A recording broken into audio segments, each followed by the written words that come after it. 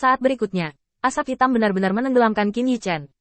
Setelah beberapa saat, Qin Yichen bergegas keluar dari sisi lain, dan di antara dia dan kuil Zeus, ada sungai asap yang gelap dan suram.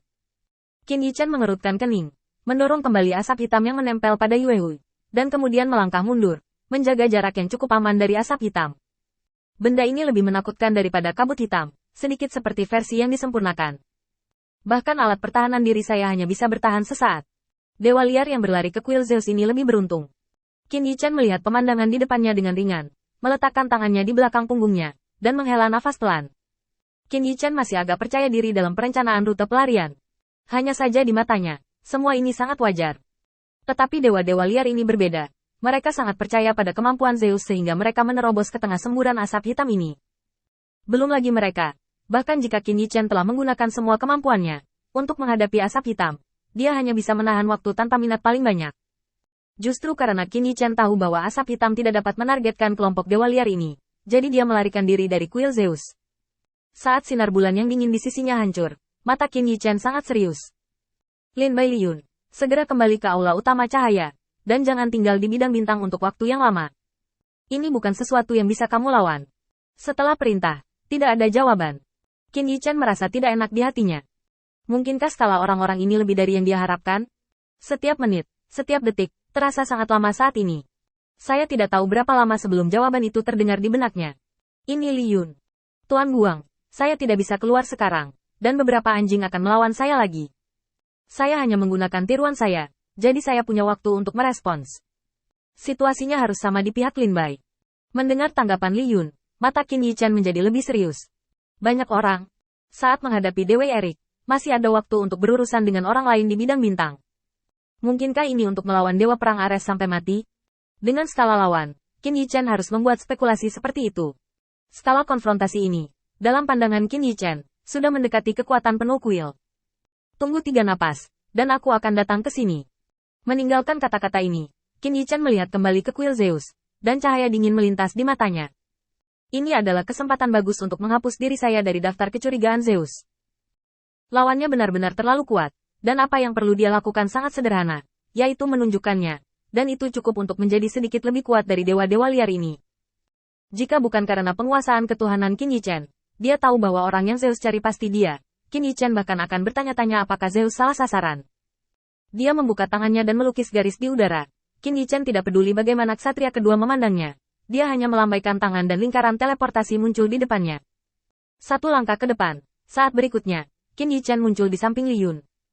Saya melihat beberapa orang menyerang hantu kental Li Yun, dan pada saat yang sama, mereka juga meraung dengan ketidakpuasan. Barang anjing keluar. Hari ini, tenaga kerja dan manajemen harus membakarmu menjadi abu. Berani menggodaku, kamu mencari kematian. Dengan raungan, saya melihat bahwa sebagian besar puncak gunung itu langsung rata. Dahi Li Yun dipenuhi keringat dingin.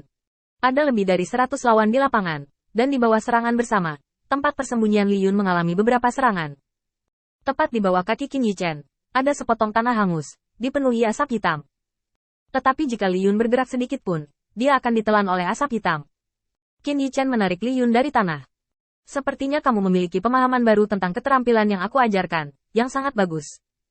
Qin Yichen meletakkan tangannya di punggungnya dan menatap ke langit, merasa sedikit lega di hatinya. Tidak ada gunanya sibuk di wilayah bintang awan guntur. Dia baru saja mendemonstrasikan di atas kapal terbang, dan menjelaskan sedikit. Li Yun telah sepenuhnya memahami kunci jalan Yin dan Yang. Meskipun dia masih terbatas sejauh dia bisa tampil pada orang tertentu, itu baru beberapa hari. Perlu dicatat bahwa apa yang diajarkan Qin Yichen di awal adalah bagaimana menggunakan metode Yin Yang dalam situasi 1 lawan 1. Bagaimanapun, itu untuk mempersiapkan acara besar para dewa, dan tidak ada situasi untuk dikepung dan dipukuli. Qin Yichen tidak menyangka bahwa Li Yun begitu kejam.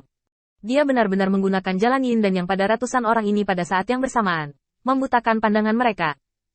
Biarkan mereka menjadi buta dan buang energi mereka. Hanya saja harga dari pencapaian luar biasa ini adalah energi Li Yun cepat habis. Itu tidak lama sebelum konfrontasi, dan Li Yun menghabiskan hampir setengah dari energinya. Qin Yichen mengulurkan tangannya dan menekannya di bahu Li Yun.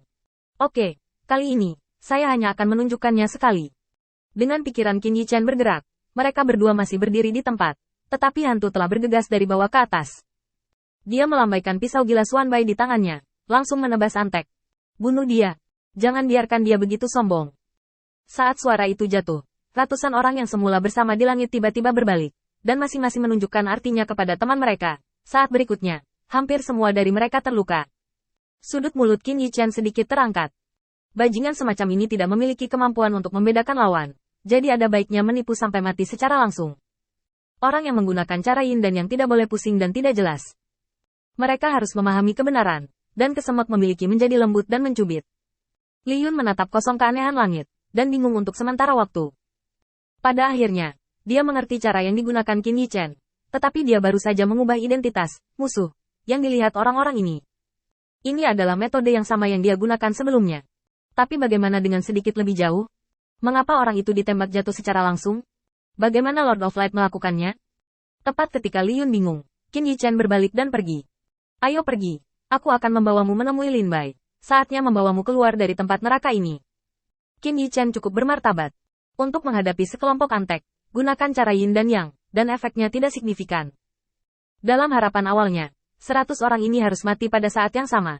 Tetapi untuk beberapa alasan, serangan agresif mereka berhenti pada saat terakhir.